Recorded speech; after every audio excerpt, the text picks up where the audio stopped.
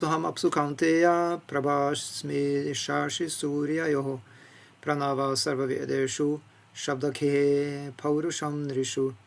O son of Kunti, I am the taste of water, the light of the sun and the moon, the syllable Om in the Vedic mantras. I am the sound in ether and ability in man. So we are now entering the section of the 7th chapter where Krishna will talk about his vibhutis.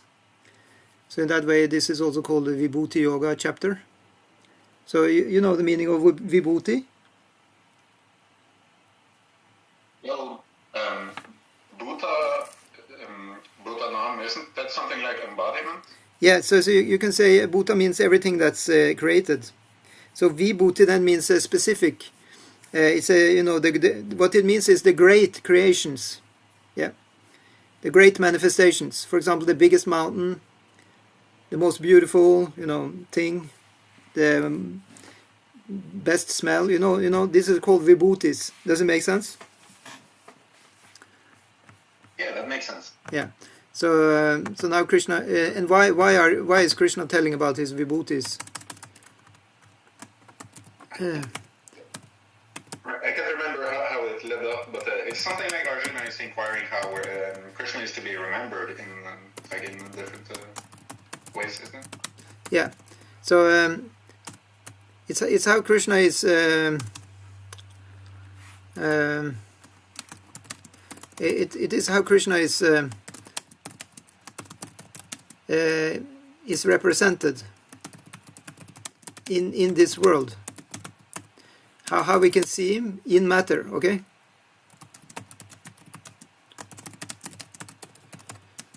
That's true. His vibhuti representations.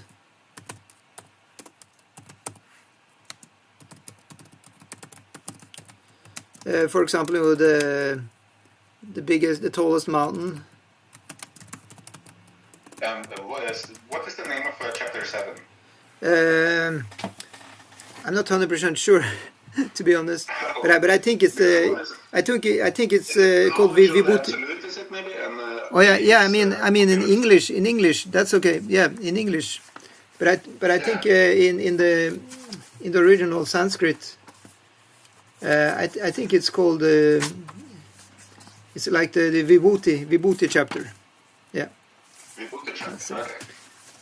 Yeah. So that way we are learning. We are learning about some great representations. So everything we are about to hear is going to be awesome. Okay. So in that way, Prabhupada says that here also in the purport. It says this verse explains how the Lord is all-pervasive by his diverse material and spiritual energies. Actually, what is the meaning of diverse?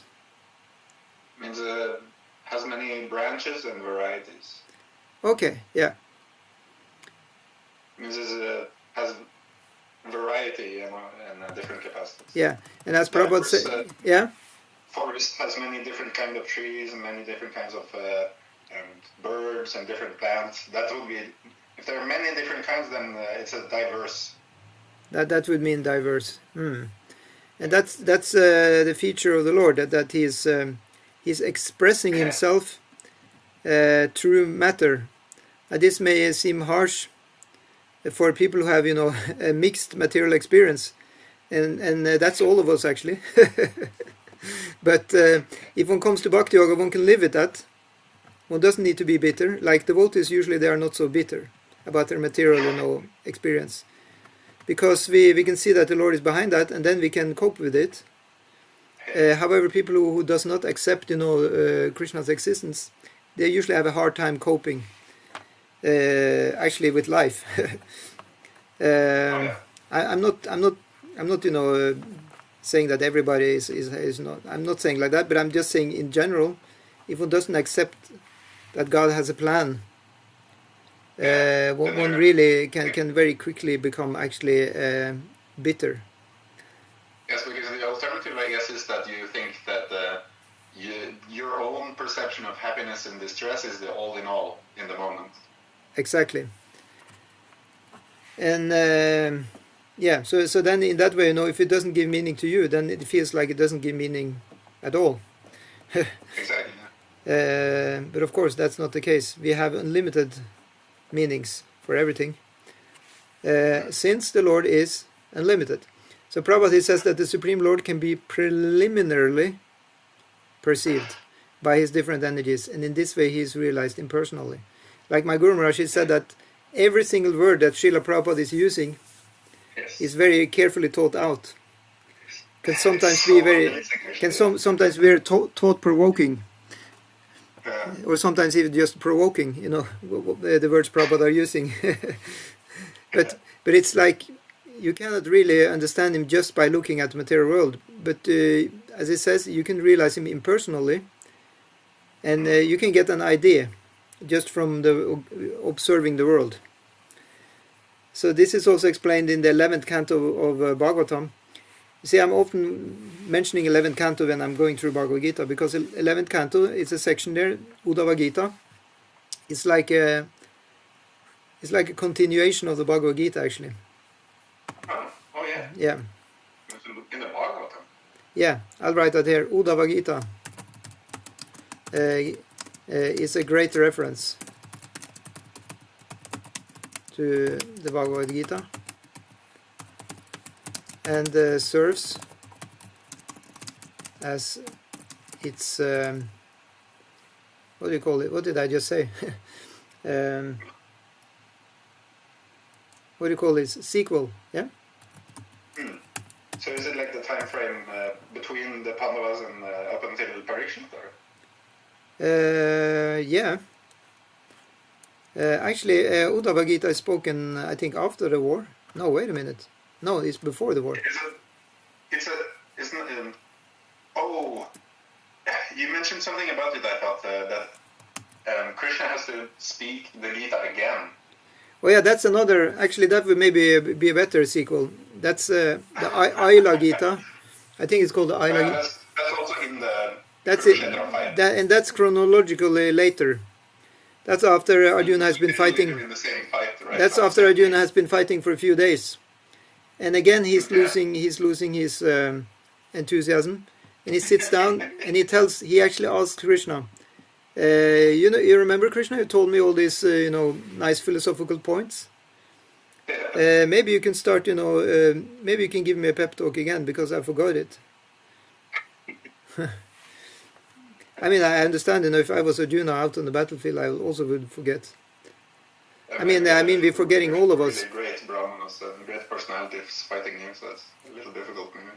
Actually, all of us forget. We are all in the situation of Arjuna, because we're fighting to just cope in our day-to-day, and we all the time just need to pick up the Bhagavad Gita again and be reminded what is actually in the book. It's true. So that's why it really is advised to touch it every day. It doesn't need to be extremely much. For me, it just works. Even one verse, I feel relieved even.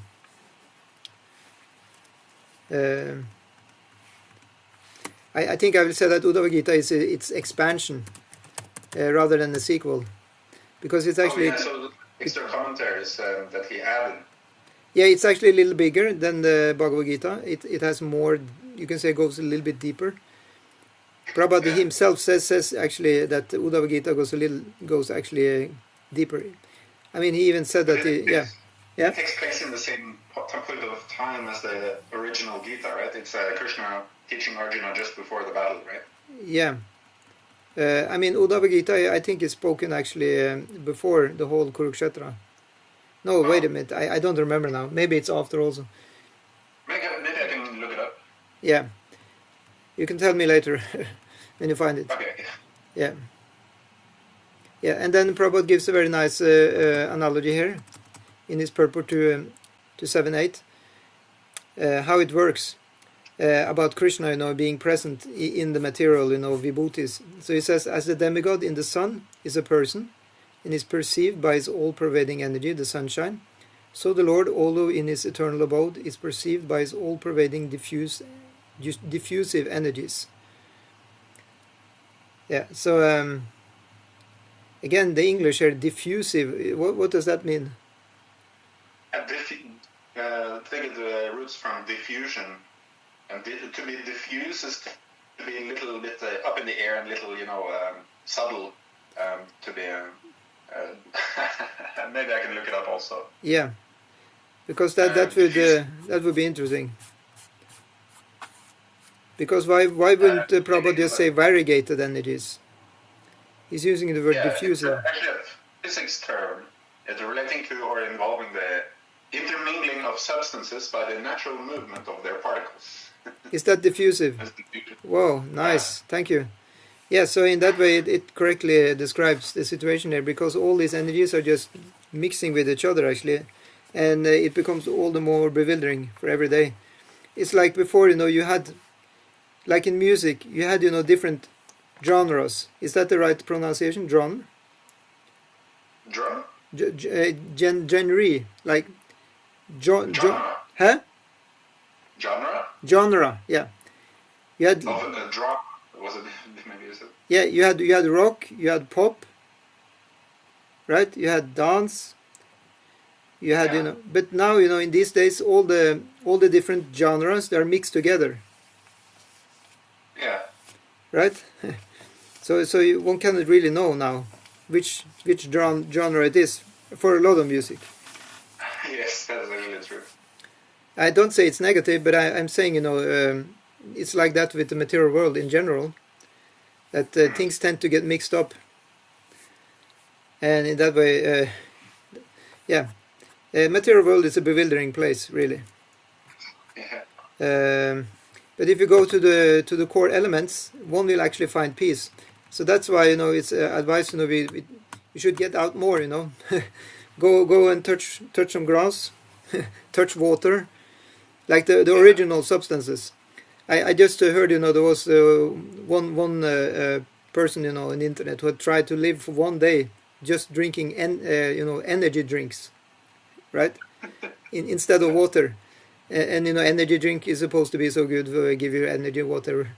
And the person was completely in life danger. Even the doctor said it was like you get the disease from it. Yeah, the doctor said if you continue this for a few more days, you are in serious danger for your health.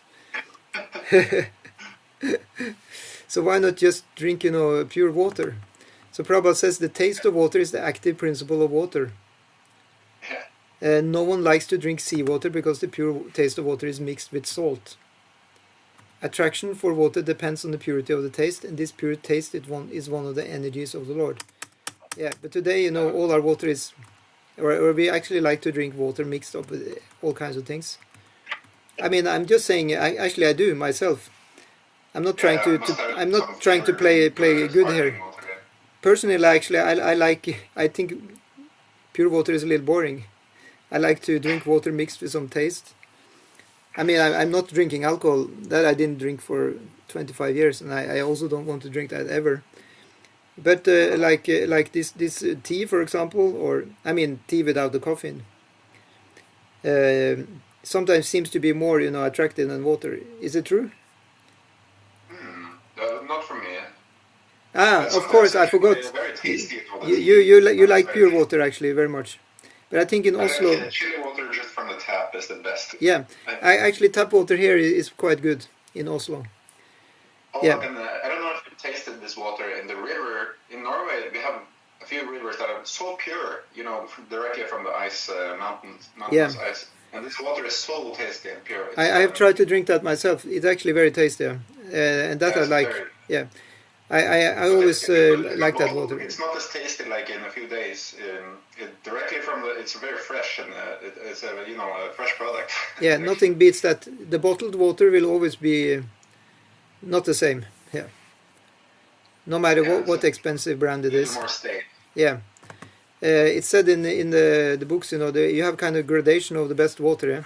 And they say that the water which is locked up, like in a well, is on the jumbo, state on the list, and the highest water is the water you have in the flowing river. Yeah, very pure. Yeah. Okay, we can read text 9. Now we go over to some more, vibhutis. Punyuganda pritivyam cha tejas chasmi vibhavaso jivanam sarvabhuteshu tapas chasmi tapasvishu. So Krishna speaks, I am the original fragrance of the earth, and I am the heat in fire. Huh? It's fragrance, not fragrance. Oh, fragrance. Really? Fragrance. Fragrance. It's a smell. Smell, yeah. What did I say? It's like a pleasant smell. Yeah. Fragrance. Yeah. Fragrance. Fragrance. Oh, thank you. Yes, fragrance. I said that wrong my whole life. Fragrance. Yeah. Yeah, so fragrance, it means that it's pleasant. Yeah? Yeah. Yes. It's like a scent or smell. It can be a little offensive, but scent or fragrance is very. Yeah, I see. We should never translate that with smell, yeah. Because that would be offensive, I agree. Smell means usually. Also, it's being used neutrally. The word smell. Like you're smelling flowers. Yeah, okay. But sometimes you can just say, what this is smelly. Smelly means always something bad. Yes, you also say that, so that's why it may be a little offensive. But yeah. The fragrance is also very neutral, but a little more on the positive side. Yeah, that's a good choice of words here. Yeah, so, and I am the heat in fire. I am the life of all that lives, and I am the penance of all ascetics. Yeah, so Prabhupada says that punya means that which is not decomposed. Punya is original. Everything in the material world has a certain flavor or fragrance. Fragrance, yeah, as in the flavor and fragrance in the flower or in the earth, in water, in fire, in air, etc. The uncontaminated flavor, the original flavor which permeates everything, is Krishna. Similarly, everything has a particular original taste, and this taste can be changed by the mixture of chemicals. God forbid. Yeah. So, for example, incense. You know that most incense is mixed with chemicals.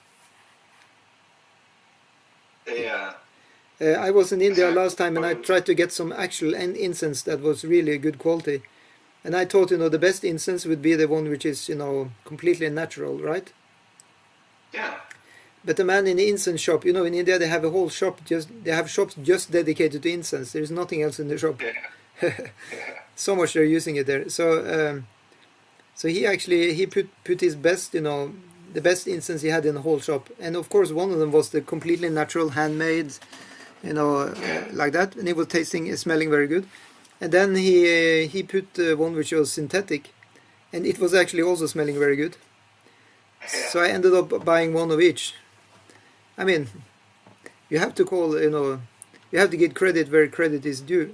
It was actually smelling very good, the synthetic one also.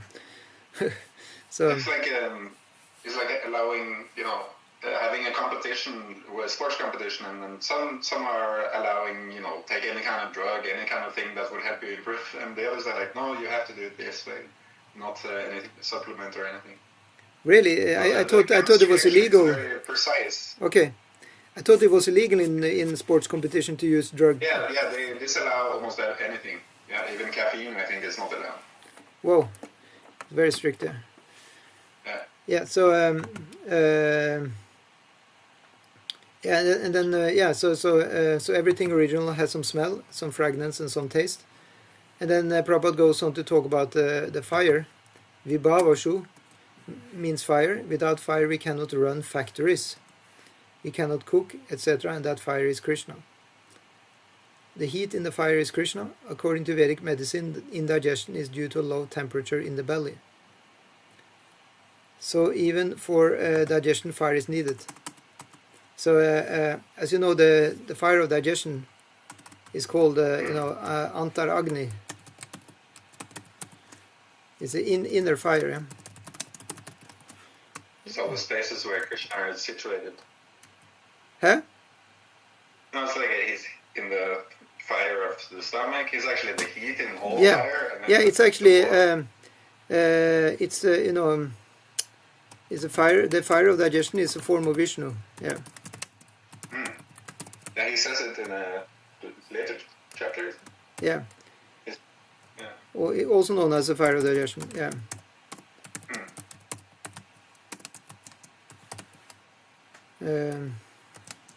It's also called Jataragni. Yeah, a few different names of the same thing.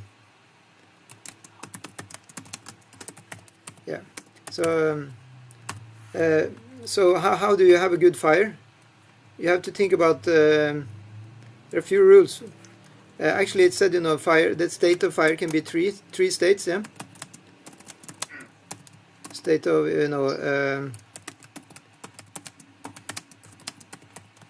so one is one is I forgot the Sanskrit now. No, one is good, like it's working good, and two is like manda. It's like slow. It's called manda, like dull. So it means it's not working so good. It's not so strong. And then you have one which is on and off. It's coming and going. Yeah.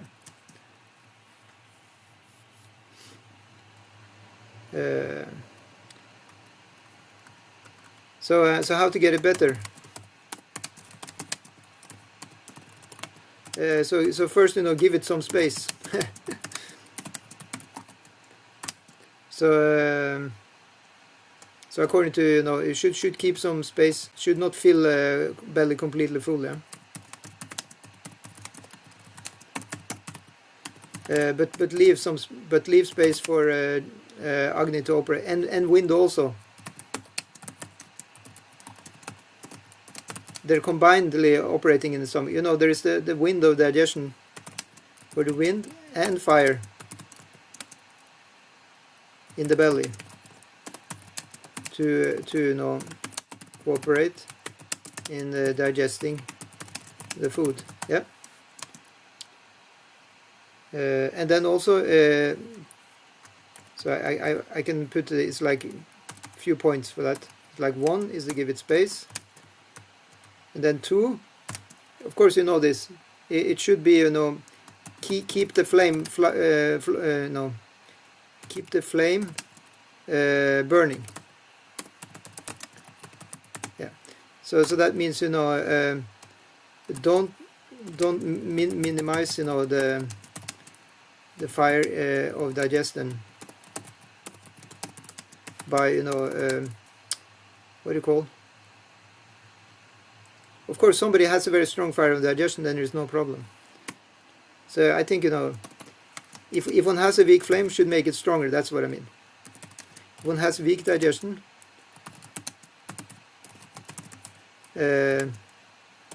try and make it stronger,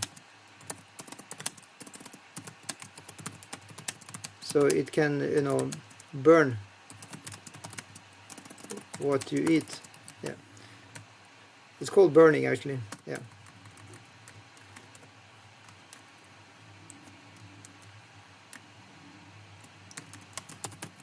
Yeah, you probably heard about that before, right? You're eating now, so you know what I'm talking about. Yeah. What was it? Burning? Yeah. One should keep the fire, the digestion fire. If it's weak, one should try and make it stronger. So that's So in that case, eat hot food. Like that.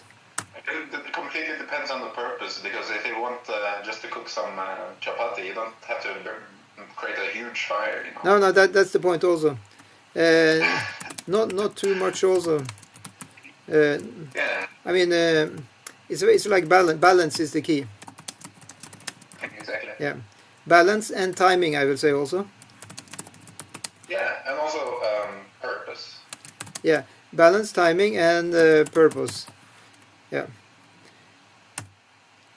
Yeah. So it means a balance. It's like not too much, or too little. And then the other one, timing. I mean, keep place of proper time. Yeah. It's like it should be like some space in between, enough space between the meals. Yeah. Yeah. And then also purpose, not eat, you know, I mean eat for health. Yeah. Yeah. Sometimes eat mainly for health. Sometimes we eat for you know enjoyment. That's okay, but mainly it should be for health, right? Actually, I thought it was no different because we need a little sense enjoyment to Yeah. get some strength. Yeah. I mean, okay, eat mainly for health and good spirits. Is that the good okay expression? Good spirit. Yeah, Keep. of course, Yeah. Okay, I just keep it easy. And then we read on. Prabhupada says that in Krishna consciousness we become aware that earth, water, fire, air, and every active principle, all chemicals and all material elements are due to Krishna. The duration of man's life is also due to Krishna. Therefore, by the grace of Krishna, man can prolong his life or diminish it. So Krishna consciousness is active in every sphere. Yeah, so the duration.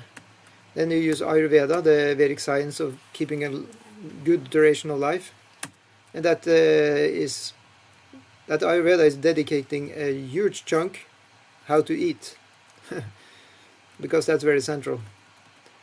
Yeah, okay, so text 10. Bijamam sarvabhutanam vidiparta sanatanam buddhi matam asmi tejas vinamaham. O son of Prita, know that I am the original seed of all existences, the intelligence of the intelligent, and the prowess of all powerful men. Yeah, Prabhupada says in the purport, Bijam means seed. Krishna is the seed of everything. There are various living entities, movable and inert. Birds, beasts, men, and many other living creatures are moving living entities. Trees and plants, however, are inert. They cannot move, but only stand. Yeah, of course, then they say that also plants can also move. But in any case, they're not moving very much, right? They said they're mobile or immobile. They're not actually walking around. But they move like in different... They're alive, and they move. They have consciousness. Yeah, but on the other side, they're kind of like a grihasta, like they have their house and they stay in the house. Yeah. So every entity is contained within the scope of 8,400,000 species of life. Some of them are moving and some of them are inert. In all cases, however, the seed of their life is Krishna. As stated in the Vedic literature, Brahman, or the Supreme Absolute Truth, is that from which everything is emanating. Krishna is Parabrahman, the Supreme Spirit. Brahman is impersonal and Parabrahman is personal. Okay, let's see if we can digest this. Yeah, I mean, it's just the word Parabrahman is not so often we hear that. We usually talk about Krishna as what we call Supreme Personality of Godhead. It's like Bhagavan, yeah? Or Parameshvara, or, yeah. But then Brahman is impersonal. Just Brahman. Yeah. So Para... That's the supreme truth. Huh? That's the absolute truth, isn't it? Yeah, it's absolute truth. And it can be impersonal, and it can also be personal. When it's personal, then you can add a para to the Brahman. Sometimes also it's just called Brahman actually, and it refers directly to God with everything, and then it's Saguna Brahman. Yeah. So it's always these two. It's Nirguna Brahman. That's the impersonal. And then Saguna Brahman. That's the personal. So in that way, it's an easy way to navigate whenever this concept of Brahma comes up. Then you can try and check, in this context, what kind of Brahman are we talking about? Are we talking about the Nirguna Brahman without qualities, without characteristics? As we heard, it's also stated one place, without characteristics, homogeneous. Or is it, with varieties, with full variegation? Yeah.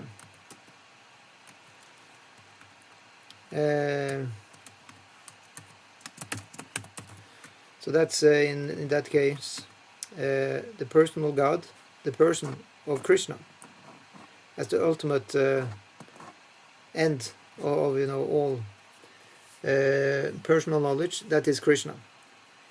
he says, Vedanta vid Veda vid eva chaham. I am the Vedanta. I am the end of all the knowledge. Prabhupada got the name Bhakti Vedanta. So this Bhakti Vedanta, it indicates that he's come to the conclusion that Krishna is the person for everybody. the person everybody is seeking to have a relationship with. So if you look at the next verse, text 11, Balam Balavatam Chaham, Kamaraga Vivarjitam, Dharma Viruddhu Bhuteshu, Kamosmi Bharatar Shaba. I am the strength of the strong, devoid of passion and desire. I am sex life, which is not contrary to religious principles of Lord of the Bharatas, Arjuna. So Prabhupada says, the strong man's strength should be applied to protect the weak, not for personal aggression. Similarly, sex life, according to religious principles, dharma should be for the propagation of children, not otherwise. The responsibility of parents is then to make their offspring Krishna conscious. Yeah, so if everybody was doing that, you would have heaven on earth quite quick, right? However, even for devotees, it's even advised they should find a good time to have a conception, to have everything as auspicious as possible. That's called timing. But then Prabhupada said they just chant Hare Krishna. And in that way it'll be auspicious. That also actually tallies with Shastra, that if you cannot get everything right in terms of time, place, and circumstances, then you can chant Hare Krishna, and in that way it will be blessed. Of course, it should be some quantity also to the chanting, right? one mantra is not enough. Just a moment. Sure. Text 12. Ye chaiva sattvika bhava rajasas tamasaschaye mata evititan vidhi natvam teshu te mai. Know that all states of being, be they of goodness, passion, or ignorance, are manifested by my energy. I am in one sense everything, but I am independent. I am not under the modes of material nature, for they, on the contrary, are within me.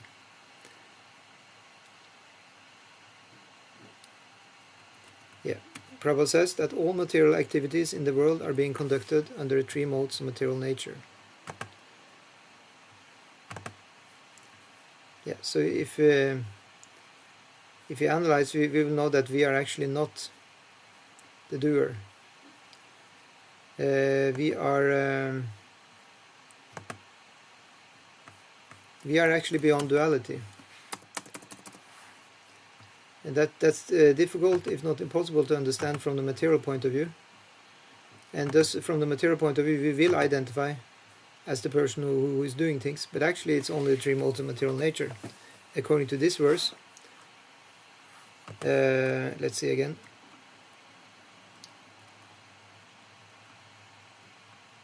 Well, Krishna says that he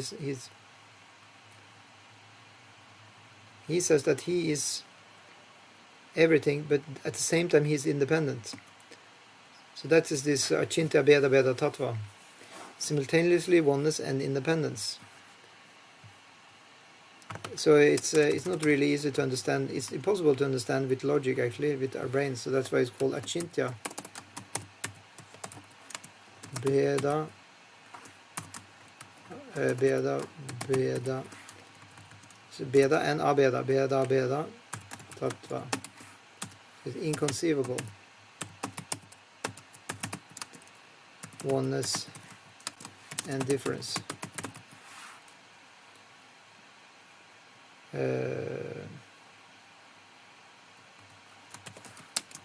Inconceivable, oneness and difference situation. Are you still on 12 or? Yeah, we're still on 12, yeah. Okay. Because Krishna in 12, he was explaining that he's in charge of three. He's manifesting the three modes of nature, and that in one sense he is everything, but he is also independent. Yeah, exactly. And he's not under the modes of material nature, but they are within him.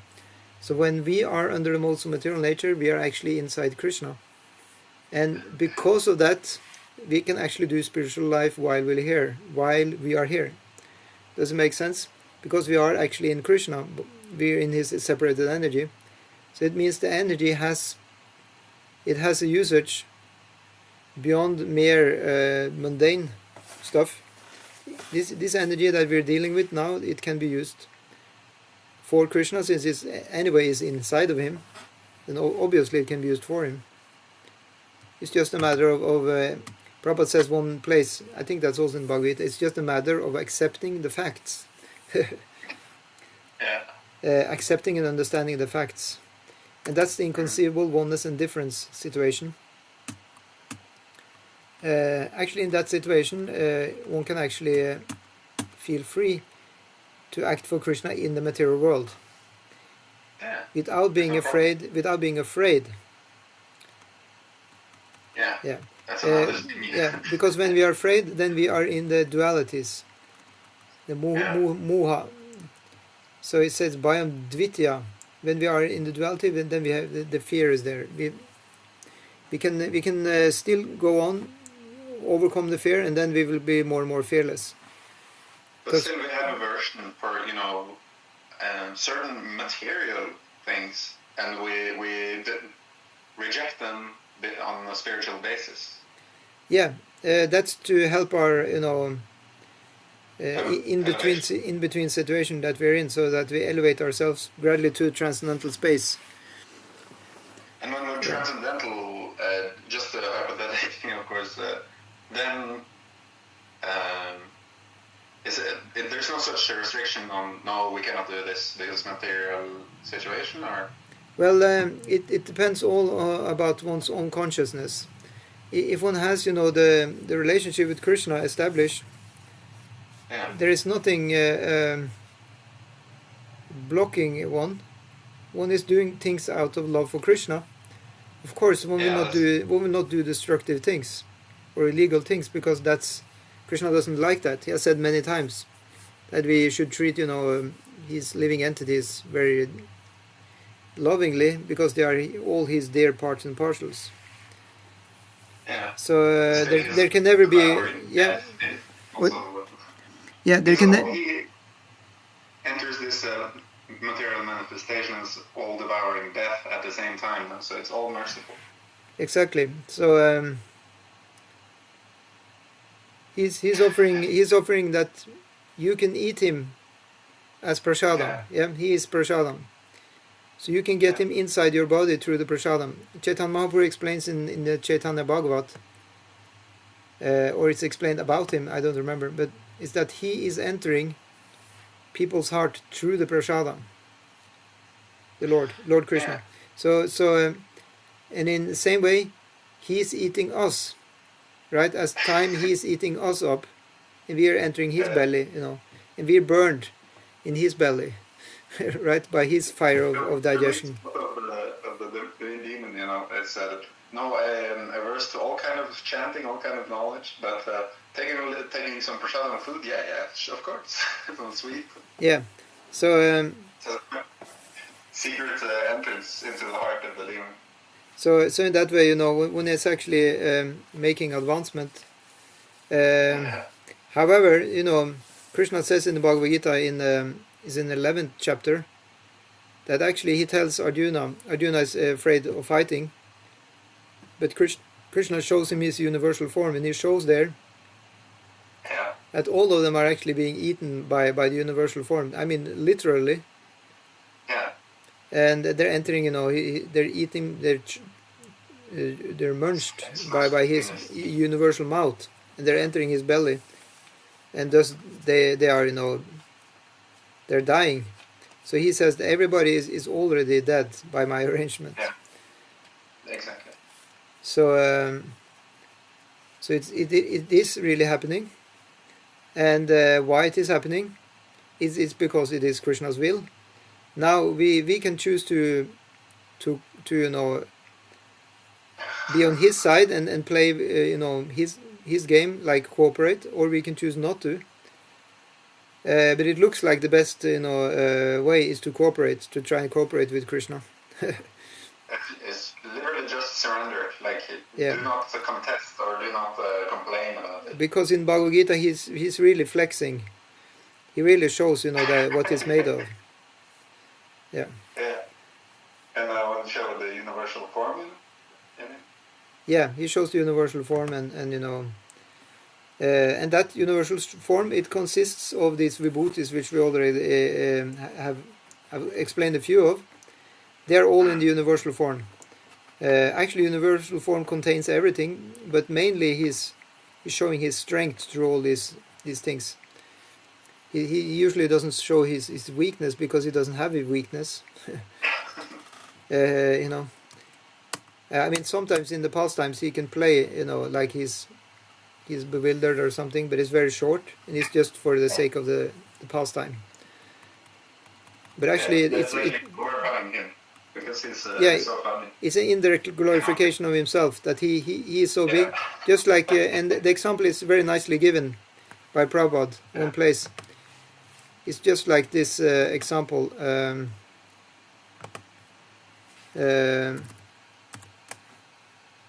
Like a king. Let's just imagine there is a world king, like a world king. He likes sometimes to play weak for his grandson, by letting his grandson ride upon his back. Yeah, right. Is that is that an expression? What is that? Oh, I can't remember the word for it. Yeah. Similarly. Piggyback. Piggyback. Yeah. Yeah. So similarly, Krishna sometimes likes to play, weak, for the sake of enjoyment. Yeah. This is actually really, really important for every devotee or prospective devotee to understand this point. So like that. Let's read the text 14. Daivi esha guna mai mama maya duratyaya mam eva ye prapadyante mayam etam tarantite. This divine energy of mind, consisting of the three modes of material nature, is difficult to overcome, but those who have surrendered unto me can easily cross beyond it. Yeah. Prabhupada says, the Supreme Personality of Godhead has innumerable energies, and all these energies are divine. Although the living entities are part of his energies and are therefore divine, due to contact with material energy, their original superior power is covered. Being thus covered by material energy, one cannot possibly overcome its influence. As previously stated, both material and spiritual natures, being emanations from the Supreme Personality of Godhead, are eternal. Yeah.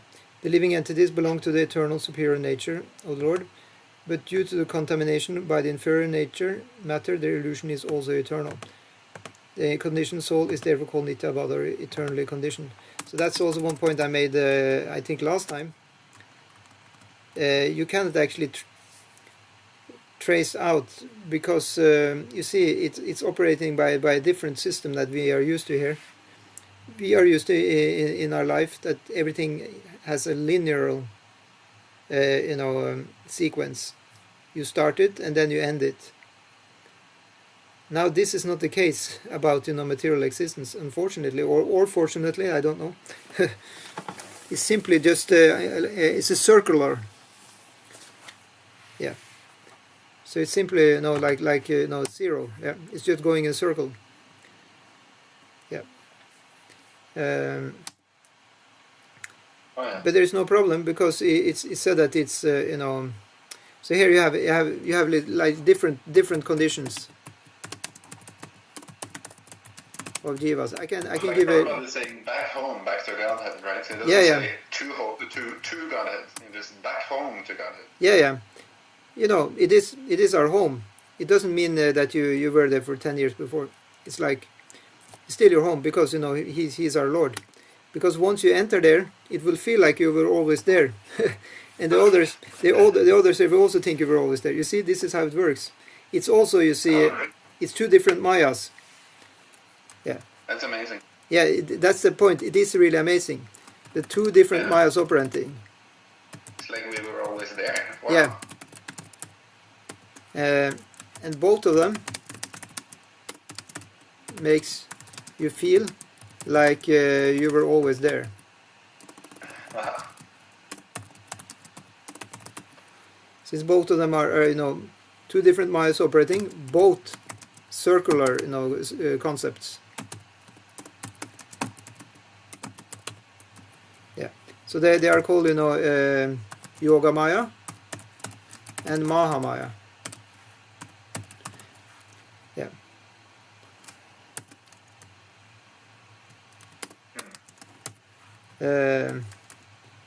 So I guess what it actually takes our suffering away, because otherwise it's like you think about the past, bitterness and all this. But if you know it was just an illusion, then what's the problem, right? There's no problem. That's also illusion, lamenting for the past and thinking, that's my activity, that's my 100%. That's also illusion. Yeah. Right? So this thing is very important to see how Krishna is really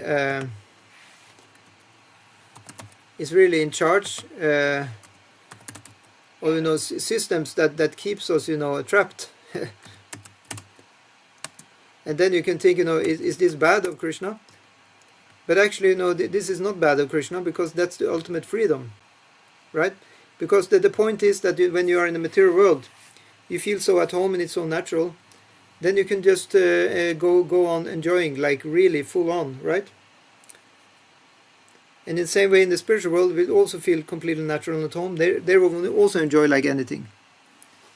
So Krishna wants us to enjoy, right? So you have these different conditions of jivas. We'll just write this Nitya Baddha. And then you have, of course, Nitya Mukta.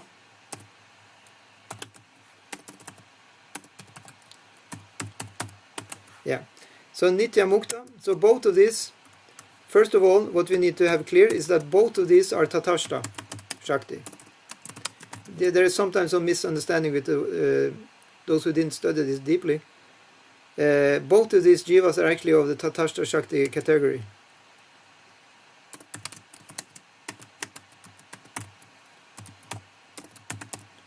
That means marginal energy.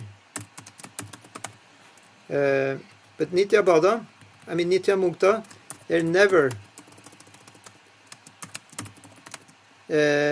was in the material world. So they're always there in the spiritual world serving the Lord. Yeah. Oh, that makes sense. Yeah, and the Nitya Baddha, there you can say they were always in the material world. So you see, it's completely but an important point with the Nitya Baddha, but they can get out. Yeah. That's a very important. It's not that somebody is in the material world doomed, cursed. No, they can get out. And the Nitya Mukta, they never was in the material world, and guess what? And they can never get into it. You understand? They can never fall into it. Okay. That has some implications, of course. That has huge implications.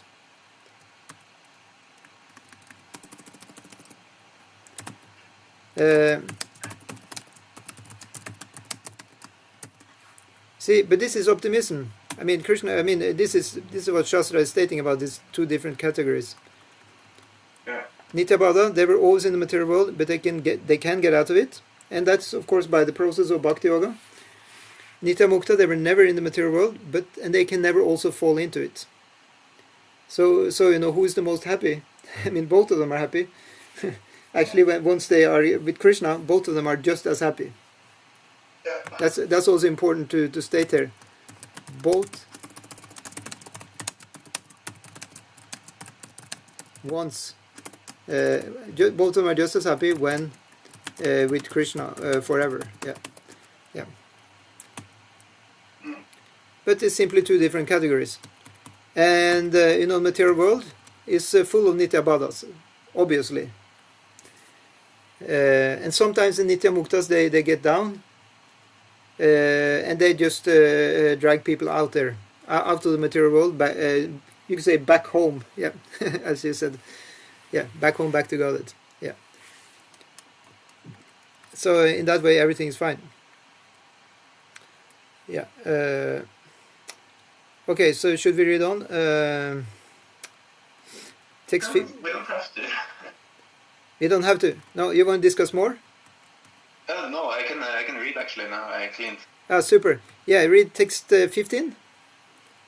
Those na man duskurtino mudha pradayante naradhamma maya parta jnana. I think you said a little short. Maya ya parita jnana. Maya ya parta jnana asuram bhavam asrita. Very good. Now, those miscreants who are grossly foolish, who are lowest among mankind, whose knowledge is stolen by illusion, and who partake of the atheistic nature of demons, do not surrender unto me. Yeah. So that's Krishna's words. He calls them mudha, and mudha is something also the word for the donkey. Yeah. And then duskritina is like you can have sukrit, that's the person who is doing nice things, and of course the duskritina is the miscreants. Actually, I never looked up that word, miscreant. What does it mean? Does it mean criminal, or does it just mean bad person? A creant is just a person, and a miscreant is like a miserly. Oh, like miser, yeah. Okay. Yeah. I'll look it up. This creant, it's a creature. Right? I think it has a root word. Okay. Because it's a miscreant, right? Yeah. Like a misnomer is also a nomer that has been mistaken. Right. Misfit. Yeah, many these miswords. Yeah. It definitely means the same as do or dur. Actually, this dur, it means like very bad, and you can connect it with all different kinds of words. It says the definition is a person who has done something wrong or unlawful for miscreant. Okay. So it's something like a criminal. Judicial system. Yeah. It's like the law. That's what I thought. Yeah. So it's something like a criminal. Yeah. So in that it's that way it's said. Material world. It's you can say that there are these four people then. Four people. Four types of people. Who are, you can say, were not willingly surrendering to God. Yeah. So they're called mudha. Right. That's one of them. Yeah. I'm looking up the root word. It roots from French actually. Yeah. It's mes. Prayer, and prayer means to have, it means faith or to believe. Okay. So it's like misbelieve. Oh, misbelievers. Oh, yeah, very good. Misbelievers also is the root word. Okay, so I will say instead of people, I say four types of disbelievers. Yeah, that's the root meaning.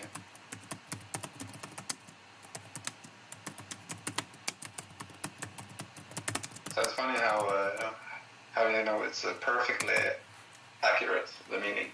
Yeah. So we have these four types here. Would you like to find out in the Prabhupada's purport where he describes each of them?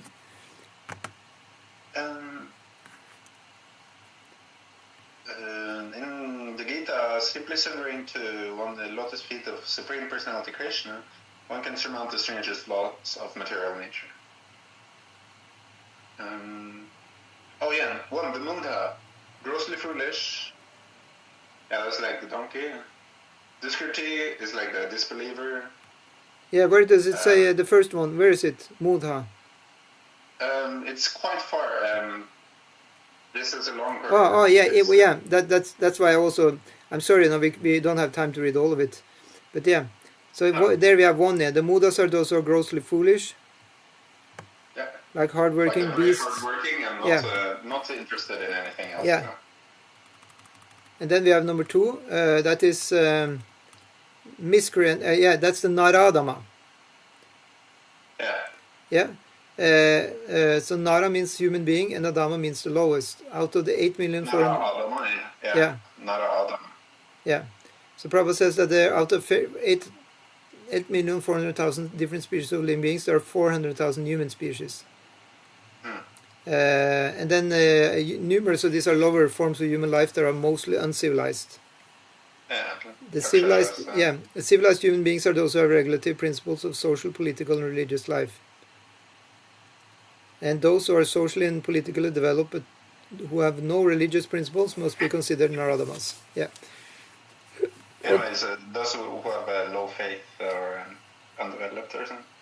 Well, who kind of, they have economic development, but they're not religious. I think that must be something like that. Nara Adama. Yeah. Nara Adama.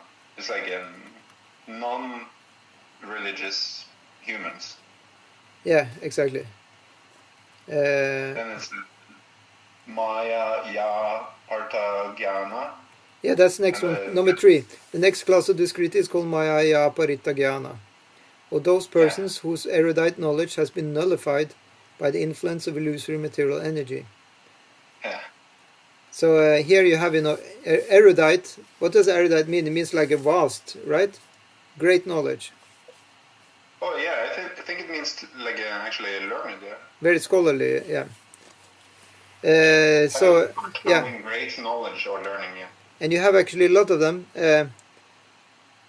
Recently, I saw one person, claiming, that he's like an author writing books read by thousands, and he said that he thought that modern academians were grossly foolish, actually.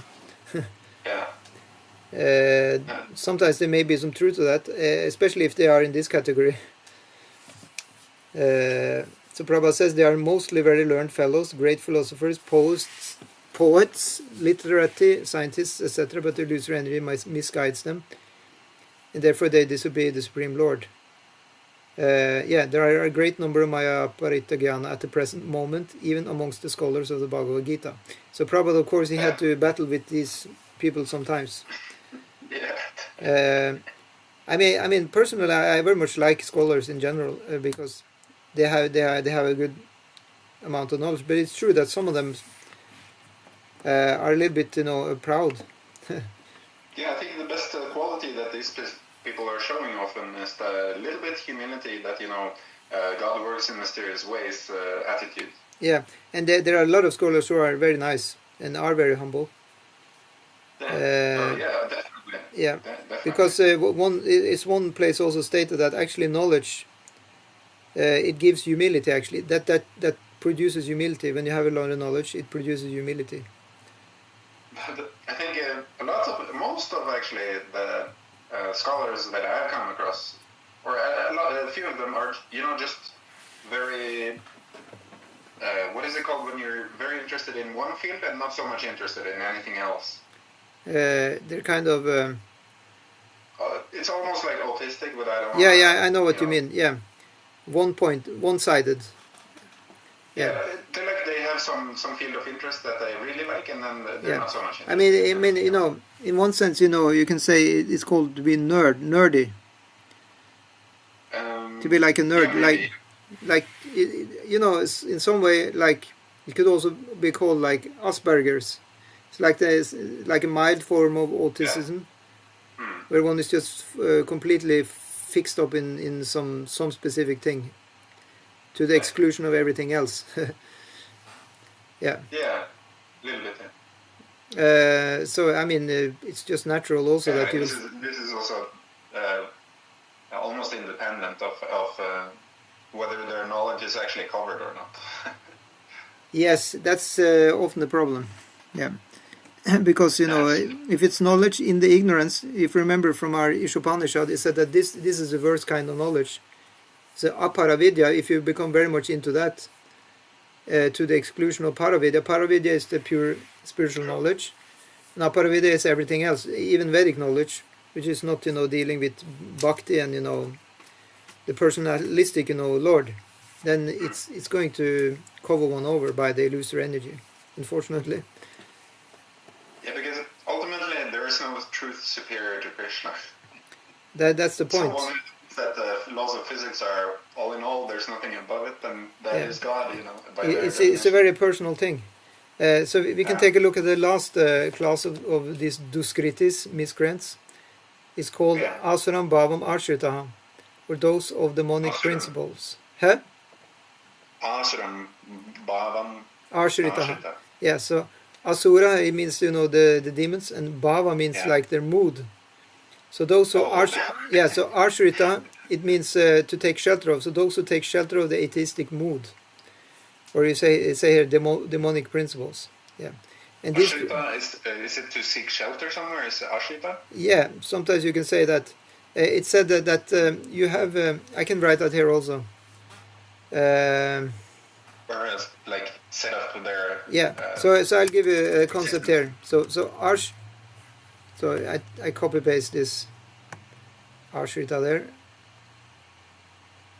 Ashrita is to accept something, it says. Yeah, it means many things, but basically it means shelter, because you have Ashrita and then you have Ashraya. Yeah.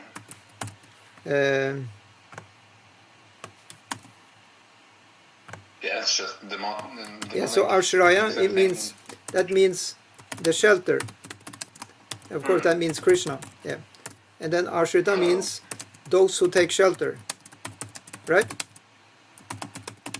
So in the good sense, then Ashraya and Ashrita, because this concept is talked about, that will be the devotees. Yeah.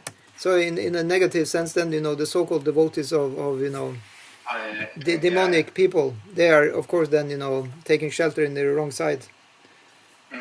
Yeah, and they will andaya tandai upaniyamanas tipisha tantra urudamni badaha. Said one is following a blind man, blind led by the blind. Both of them fall into the ditch.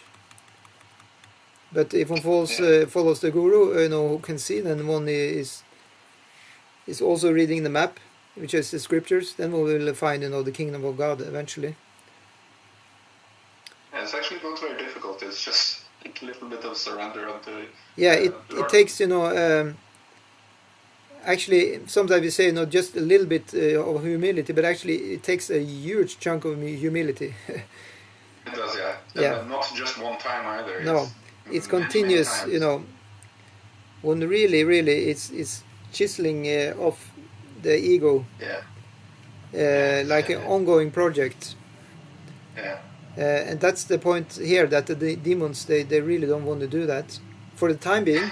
For the time being, because all the souls they're actually sweethearts.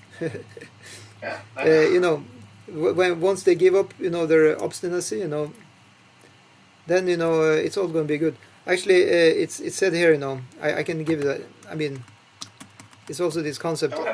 It's called Prakriti. Now, I don't have diacritics here, but anyway, you can see, because this is also coming up in the Bhagavad Gita, this concept of being Prakritista. It means, situated in matter. So these people who are, you can say, out and out demons, they are situated in the matter and they want to be there. Yeah. So we're not calling other people demon, because everybody is good human beings. We ourselves are also stuck in matter. But it's just the concept is described like that. And then you have the good thing. It's supposed to be swasta. That's situated in oneself. Or in the self. Of course, in a higher way, Atma, Paramatma. Yeah. So that's of course a good thing. And then the one who's Prakritista, situated in matter, can also be called. He's not swasta. So what is he? He's asva. asvasta. But this is just word jugglery, because svasta, it means, healthy in Ayurveda. So then this avasta would then mean sick. Yeah. This is just word jugglery, okay. So in that way we can understand when we're situated in matter, not in a healthy condition. Yeah. That's not very nice. Yeah. Okay, so text 16. Now we'll look upon those we are looking up to, those who come to Krishna. Yeah. You like to read? Yeah. Chaturvida bhajante mam jana sukrino arjuna arto jina sur artarti yani cha bharatar shabha. O best among Bharatas, 4 kinds of pious men begin to render devotional service unto me: the distressed, the desire of wealth, the inquisitive, and he is searching for knowledge of the Absolute. Super. Yeah. So unlike the miscreants, these are adherents of the regulative principles of the scriptures, and they are called sukritina, or those who obey the rules and regulations of scriptures, the moral and social laws, and are more or less devoted to the Supreme Lord. So just note again, Prabhupada's choice of words. He says more or less, right? It means not entirely devoted usually, because that all of these 4 are actually coming from the material platform. Yeah. So then we can have in here, they're called jhana, that means people. So you have, they're called sukritina jhana. And then the first one is arta. Actually, in the word for word, it says arta with an A, right? Arta. Yeah. And then yigyasu. We will just remove the sandhi, and then it becomes arta yigyasu. And then arta arti.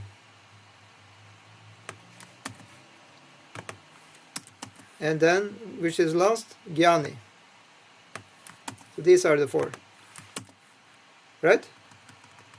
So what's the first one? Arta, it is the distressed. Right? And then Yigyasu, that's the one who is inquisitive. Like you read in the beginning of Vedanta Sutra, says Tattva Yigyasa. Says, one should be inquisitive about the truth. It said in Bhagavatam also the same thing, actually. Oh, sorry, sorry, I should have copy-pasted this. Inquisitive. One who wants to know. From the word jnana. And then arta arti.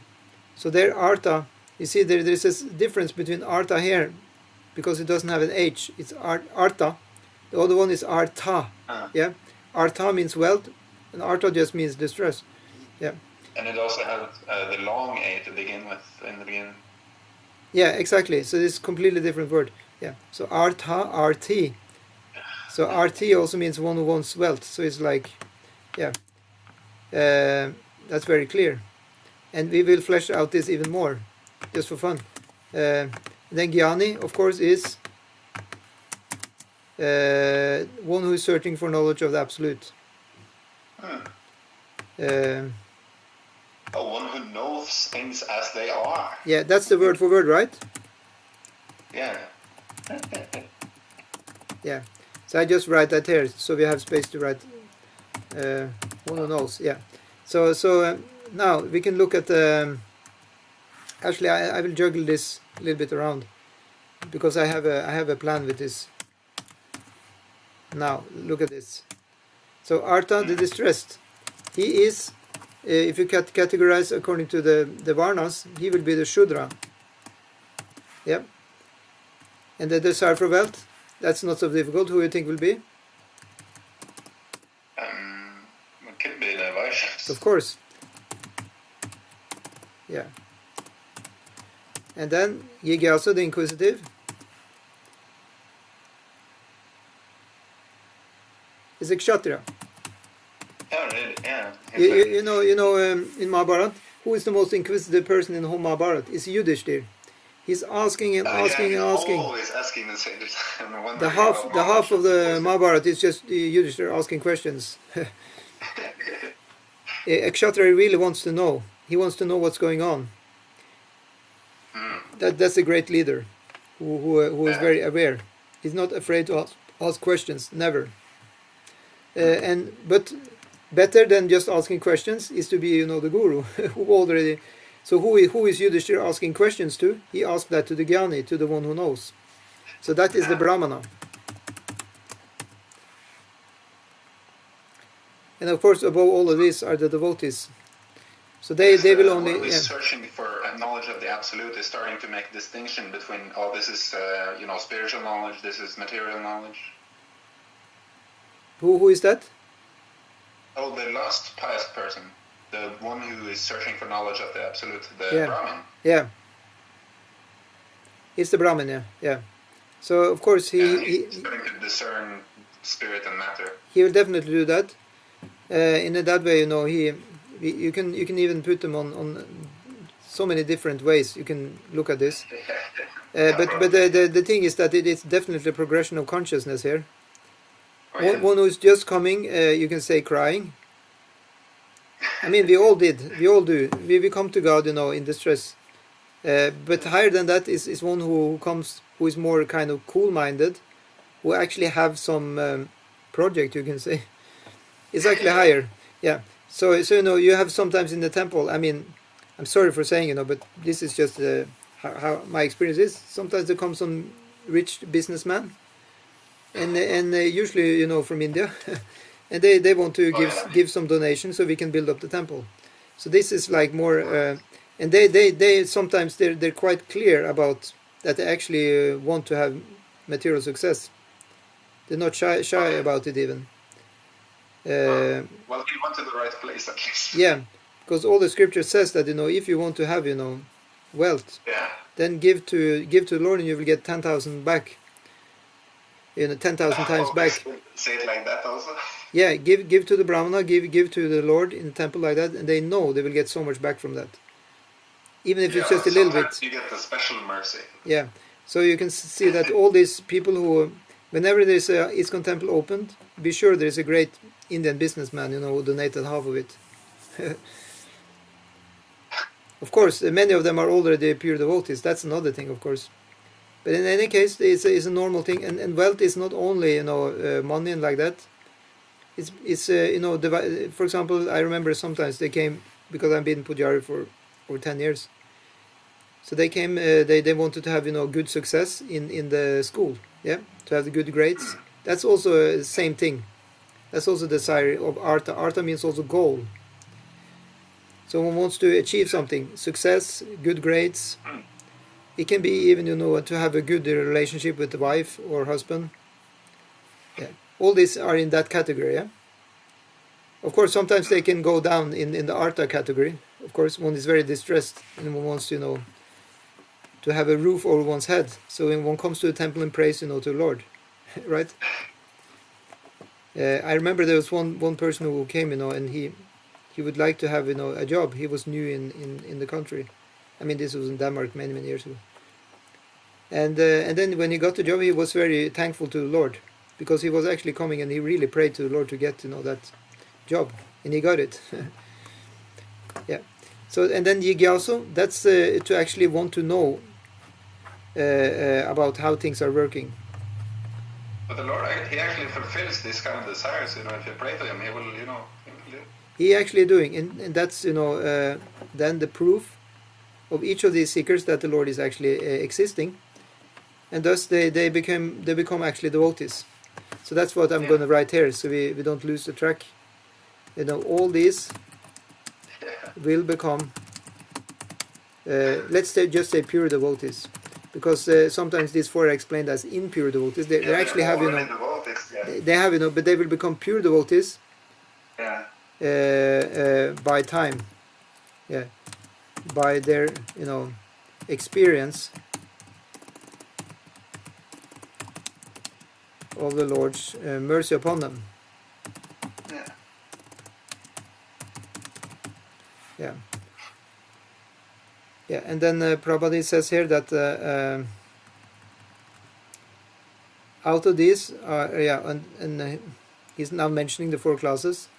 Out of these, there are 4 classes of men. Those are sometimes distressed, those are in need of money, those are sometimes inquisitive, those are sometimes searching after knowledge of the absolute truth.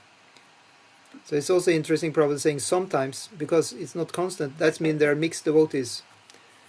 Yeah, sometimes we're they just reading the Bhagavad Gita 24/7, are we? That's the point. So in that way, the inquisitive or the surrender is not 24/7. So that's why Prabhupada said these persons come to the Supreme Lord for devotional service under different conditions.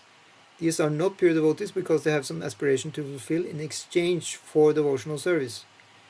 And then Prabhupada, he comes with the usual verse, which is describing pure devotion. Because it says pure devotional service is without aspiration and without desire for material profit. That's the Bhakti Rasamrita in the 1.1.11. Anya abhilashita shunyam jnana karmadya anavritam anukulyena krishnanu shilanam bhakti uttama. So one should render transcendental loving service to Lord, Supreme Lord Krishna favorably and without desire for material profit or gain through fruitive activities or philosophical speculation. So you should be free from karma or jnana, and that is called pure devotional service. Yeah, that's pretty inconceivable, yeah. Yeah. But then, as I mentioned, Prabhupada says, when these 4 kinds of persons come to the Supreme Lord for devotional service and are completely purified by the association of a pure devotee, they also become pure devotees. So we should just keep hanging in there, and gradually we will become pure devotees. Yeah. And then next verse, Tesham Gyani Nitya Yukta Eka Bhaktir Vishishyate Prihi Gyanino Tyartam Aham Sacha Mama Priyaha. Of these, the one who is in full knowledge and who is always engaged in pure devotional service is the best. For I am very dear to him and he is dear to me. Yeah. So, of course, now we're talking about that person we mentioned earlier, who was a Jnani. He was there not mentioned as a pure devotee, right? But now he's mentioned as a pure devotee because he continued becoming more and more devotional. Prabhupada is saying that in the purport. It says, free from all contaminations of material desires, the distressed, the inquisitive, the penniless, and the seeker of the supreme knowledge can all become pure devotees. But out of them, he who is in knowledge of the absolute truth and free from all material desires becomes a really pure devotee of the Lord. Yeah. So that means that you have the 4 above, and they went through the process of Anya Abhilasita Shunyam Jnana Karmadya Navritam Anukulyena Krishnanu Shilanam Bhakti Uttama. They went through this filter, you can say, with all their desires, and they just went through that and learned that, maybe by trial and error or by time or by knowledge. Somehow or other they got there. And that amounts for most of the people in the material world. That they come to the Lord seeking some exchange, wanting something, having something they want, and in the end they are becoming, what do you call that? It's near ahankara. There is no more false ego left. Is it even one quantum of impurity to also pray for devotional service? No, that's okay. Because it said that about Maharaj Ambarish, he was using his desires to desire, to serve the Lord, like that. So that's pure devotion. Yeah, that's pure devotion. Because when one has desire, it's part of the setup of a living being. The jiva is bound to have desires. If he doesn't want to have desires, then he comes in the category of impersonalists or Buddhists. Oh yeah. So by all means have desire. And in the beginning it may kind of be a mixed desire, but that's also actually the common platform, which is good to start from. And then gradually you can say the Mayic desire. It's like, Mayic desire. Is a desire for matter, really. Temporary things. It's a long process, yeah. Yeah, it's temporary, unconscious things. Yeah. And then, what can you say? A devotional desire? Can you say that? Yeah. Yeah. Spiritual, devotional. So it can be summed up very quickly. Is a desire to please Krishna and his devotees. Okay, let's say pure devotees. Yeah, it's like a devotee. He wants to have more samosas. Yeah, is it the pure devotee who wants more samosas? Or just a mixed devotee? Then the mixed devotee may get too much samosas. I don't know how it works. What do you think? Samosas? No, I mean, if I just write desire to please Krishna and his devotee, then you can think that anybody who joins Hare Krishna movement is a devotee, right? Should you just serve? Actually, every living entity. Yeah, exactly. So should you serve everybody's desires? Like that? No, it's like in Krishna's service, but... Yeah, so it should be really linked with Krishna. So that's why, actually, we because all devotees are actually pure devotees. So actually, I think we are covering it nicely by saying to the desire to please Krishna and his devotee. Because when we write "and," then that means not only his devotee and not only Krishna, but both of them at the same time, right? I thought that Krishna says that his devotee lives in him, and Yeah. he lives in his devotees also. Exactly. So if you can't say just Krishna, and you can. Yeah, that's the point. Because you can say often it's said that the neophyte devotees, they are pritak drishti, they see a difference between Krishna and the devotee.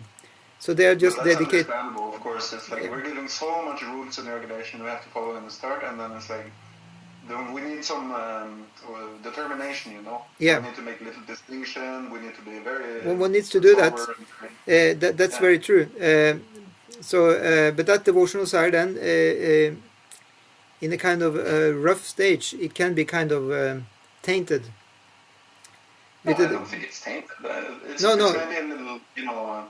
It can be. I say it can be. I don't say that it is. There's a danger it can be mixed up with material desire. But when one makes contact with,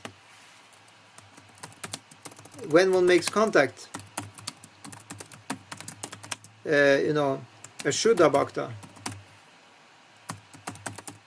that's a Sanskrit for pure devotee, purified, completely purified devotee. Yep.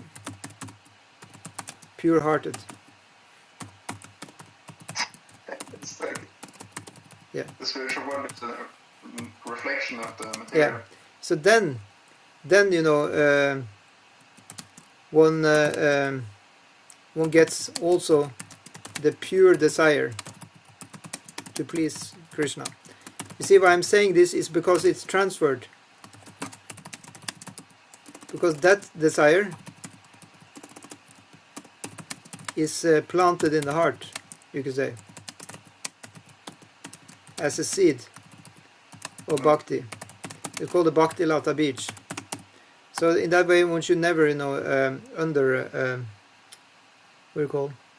underrate. Is that word? Yeah, the contact of the purified of the Shuddha Bhakta. Yeah, because it's important to get that good association, so one actually gets that, you know, devotional mood. Yeah, it's also called a mood. Maybe that's a better word actually. Sometimes, like it's like a nice mood of bliss, of you know, the advanced devotee. Yeah. Okay, so we soon finish. We just have two texts left. You want to read text 18, Prabhu? All right.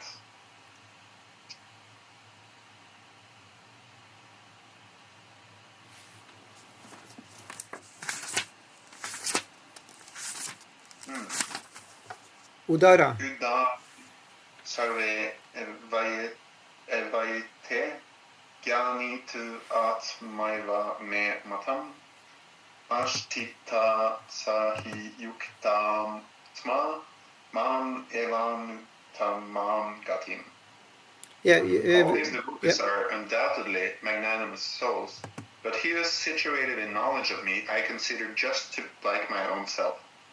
Being engaged in my transcendental service, he is sure to attain me, the highest and most perfect goal. Yeah, It's super. not that devotees are. Oh, should I go? Yeah, I just saw, it looks like it didn't stream, but because I cannot see it on our front page of Iskcon Oslo, but it says it's streaming. Oh, So I'll take a look. yeah,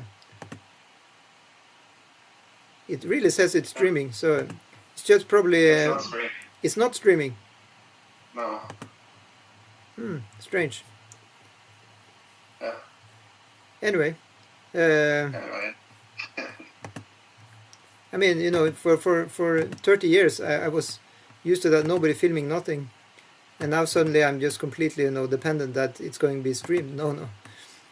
If you like, it could be also a good idea to do the recording, and then you can Yeah, after. I should do that every time actually, because I did that actually last time we had the Prabhus visiting from Harinam Ruchi. Then I recorded because I was going out of I lost my bandwidth. Oh, I think that's probably the thing. That's I'm out of my data now. Okay, but you on the page here you never was live. There's no video here. That's amazing. Maybe it didn't even accept, but it says that I'm streaming here. Maybe it comes in afterwards, because in my studio, YouTube studio, it says it's streaming actually. Ah, now I know. It's no problem. Jai Prabhu, I forgot to turn it official. I just turned it private. Oh, okay. That was cool. Being recorded, yeah. Whoa. Oh. You can publicize it. Now it's just before my heart was stopping, Now we're on. Yeah. So now I'll go on direct. It will be there. Let's see. It just takes a few moments. There it is. Yeah. Okay, so where we're in. Where were we reading? It's the purport on the 18th verse. Yeah. Yeah. So you read from the start of the purport? Yeah. Yes, I can read it. Yeah, please do. It's not that devotees who are less complete in knowledge are not dear to the Lord. The Lord says that all are magnanimous souls, are magnanimous because anyone who comes to the Lord for any purpose is called a Mahatma, or a great soul. The devotees who want some benefit out of devotional service are accepted by the Lord because there is an exchange of affection. Out of affection, they ask the Lord for some material benefit, and when they get it, they become so satisfied that they also advance in the devotional service. But the devotee in full knowledge is considered to be very dear to the Lord, because his only purpose is to serve the Supreme Lord with love and devotion. Such a devotee cannot live a second without contacting or serving the Supreme Lord. Similarly, the Supreme Lord is very fond of his devotee and cannot be separated from him. In the Srimad Bhagavatam 9.468, the Lord says, Sadhavu hridayam mahayam sadhunam hridayam tu aham mad anyat te na jananti naham tebyo man agapi. The devotees are always in my heart, and I am always in the hearts of the devotees. The devotee does not know anything beyond me, and I also cannot forget the devotee. There is a very intimate relationship between me and the pure devotees. Pure devotees in full knowledge are never out of spiritual touch, and therefore they are very much dear to me. Yeah, thank you. It's very nice to hear. So let's take last verse. Bahunam janmanam te jnanavammam prapadyate vasudeva sarvamiti samahatma sudurlabhaha. After many births and deaths, he who is actually in knowledge surrenders unto me, knowing me to be the cause of all causes and all that is. Such a great soul is very rare. Sudurlabha. Yeah. So Durlabha means rare, and Su is making it very, very rare.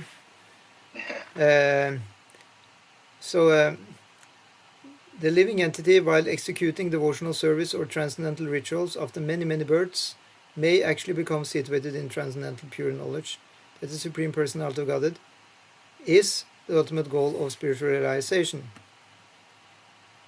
In the beginning of spiritual realization, one who is trying to give up one's attachment to materialism, while one is trying to give up one's attachment to materialism, there is some leaning towards impersonalism, but when one is further advanced, he can understand that there are activities in the spiritual life and that these activities constitute devotional service. I just want to dwell a little bit on this. There is some leaning towards impersonalism. Have you experienced this? Yes, actually, I thought it was very interesting that he wrote that just now, because it is true. I can feel that very much myself also. Like I remember the first year or something, I just kind of wanted to block out everything that I felt was obstructing, the spiritual life. Exactly. I couldn't really see, the usage of so many things, which I do see the usage of now. Yeah. But then again, you can see impersonalists, so-called, Advaita Vedantists, who are very much in the world, and they also don't seem to actually block out. They seem actually to be, quite personal even. But at the end, they actually want to have, Brahman realization. They actually want to merge with Brahman. Have you experienced such people? I thought that actually I was like that before. Right, because you see, you have some people like Jim Carrey. He was making waves by coming out as an enlightened person, right? But as far as I understand, he is still inside the business of being an actor. I mean, he said at one point that he didn't want to act anymore because he thought it all was just unreal. Even he actually said, this is not real. This is not reality. But then he actually came back and he said, he's going to play in was it one of these movies, right? And he came back. Huh? Yeah, and he came back and he said, actually, I just need the money. Yeah. That's. I mean, he took the very, very, very honest approach. Maybe a little bit too honest. Yeah, but that's why people love him, because he's just speaking from his heart, just about his own experience and what he thinks. It's also saying that it's all about the money. It's a lot of honesty, even though maybe I don't think it's exactly the case, but it's really good money in it. But but I think it's also showing humility that he does. He came back for probably different reasons also. Yeah. That it's in his nature to be actor. And, that's the point, So even so he shows actually a good example. You can say he's maybe more kind of leaning towards the Brahman realization, but he definitely can also lean towards bhakti. I don't know, but in any case, because at one point he was recorded that he kind of rejected the world as being unreal, but still he's coming back, and in that way he's showing actually the way for a lot of people that even though you can have a realization that everything is Brahman or whatever, still you can come back and do some service here on the earth planet, trying to give some light, and actually when you take that concept further and further, it actually becomes bhakti, because a devotee wants to give the light, and it's a personalist. It's a personalist, and you can see how the whole Chaitanya Mahaprabhu movement, it started in the camp of the Advaita Vedantists. That's the amazing thing, because the person who called Chaitanya Mahaprabhu to come, his name was Advaita Acharya, and he was actually in that camp, and Chaitanya Mahaprabhu himself was getting his his sannyas diksha from the Advaita Vedanta camp, and a few others also. The person who first got that Radha Bhava, which later on was transferred to Chaitanya Mahaprabhu through the diksha succession. Chaitanya Mahaprabhu, he got diksha from Ishwar Puri. In Ishwar Puri he got diksha from Madhavendra Puri. And this Puri title is the title of the sannyasis from the Mayavadi camp. They had 10 different titles, you know, and Puri is one of them. So he was coming from that camp also. But he was the first one who had actually the personalist highest realization of you know, the pure bhava in Bhakti Yoga. So how did that happen, right? It's very mysterious, the whole thing. So amazing. Yeah, and then you know, you have the Advaita Acharyas, the Shankaracharya's camp. You know, Shankaracharya is the head of the Mayavadis, I mean the Advaita philosophers for a long time. And they are running the Dwarka temple, you know, for all the devotees. And they're running Jagannath Puri temple for all the devotees. These are two main places in India for bhakti yogis. Amazing, eh? It just shows that everything may not be so black and white.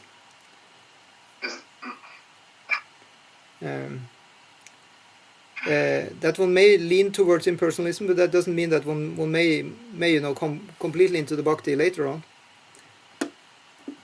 That could very well be the case. So yeah, so then Prabhupada writes, you know, realizing this, he becomes attached to the Supreme Personality of Godhead and surrenders unto him. At such a time, he can understand that Lord Shri Krishna's mercy is everything, that he is the cause of all causes, and that this material manifestation is not independent from him. He realizes the material world to be a perverted reflection of spiritual variegatedness, and realizes that in everything there is a relationship with the Supreme Lord Krishna. I just want to dwell on this. He says, you know, Prabhupada here, he uses a good word, you know, perverted reflection. Have you heard that term before? Yeah. So the thing is that you have the spiritual variegatedness. What is that? That I don't know. So it's stated to be three concepts. So it's the three you know, spiritual shaktis of Krishna's chit energy or spiritual energy, and they are called Ladini Shakti, Sandini, and Samvit. Yeah. So Ladini is the pleasure, you know, energy. Yeah. Pleasure potency. And then Sandini is the existential potency. So it's like including everything. I am, this exists, you know, this and that. It's like all the stuff. Say you have a chair, that's Sandini, but the chair in the spiritual world, it always exists. So that, you know, is taken care of by Balaram. You know, you probably heard that before. Balaram, he manifests as Krishna's, you know, slippers, right, and flute and everything. Pleasure potency, guess who is in charge of that? It's Radha. Yep. And then guess who is the Samvit potency? Oh, I didn't tell what it is. It's a knowledge potency. Oh. And who is in charge of that? Yeah, knowledge. It's Krishna. Yeah, Krishna is in charge of that. Huh? Is it Krishna? Yeah. Oh. He speaks the knowledge. He speaks the Bhagavad Gita. He speaks this and that. Yeah. That makes a lot of sense. It does, right? So Ladini, Sandini, and Samvit. So now, when you come to the material world, you have pleasure, right? You have existence, right? And you have also knowledge. But same in the material world. You know, but temporary. You can say, but what about knowledge? Yeah, but you know, we're talking about material knowledge. Say if a man gets sufficiently old, he starts losing his memory, right? It's not sticking there forever. Actually, yeah, well, we can look at it in the absolute mercy of the Lord. Yeah. It's I mean, knowledge. Yeah, you have you know, spiritualists, they keep the knowledge always, because especially, you know, it's favorable for them. yeah, because they get it right from the Paramatma. It's just flowing. Yeah. But usually, you know, it goes away. And in any case, if you're going to get reborn, then all this knowledge is wiped out for the next birth. Now we're not talking about, you know, the deep Gabriel knowledge, right? The spiritual knowledge is. Yeah, that you're keeping, and you keep your vasanas also. The tendencies are there. It's kind of difficult or subtle. Say, for example, a person is a great piano player, in his previous life. Now in the next life he will have that thing in him, that he somehow or other he will very quickly find out how to play the piano. So some knowledge is there through his samskaras. He has impressions, and that's why he has a better chance to be good in that. He can get that knowledge very quickly again, activated. That's true. But basically one is born completely dumb. And then you can activate quicker or slower according to your karma, according to your impressions. And then existential. So of course then existential, that is, we are existing in the material world, but it's temporary. But in the spiritual world, you have a chair, you have a seat, they are, eternally there. And then the pleasure also, it's coming and going in the material world, as we all know. But in the spiritual world, it is solid. Yeah. So I think we'll stop there, and next time we will start on text 20. Perfect. Thank you so much, Srila Prabhupada. Yeah, yeah, what did you want to say?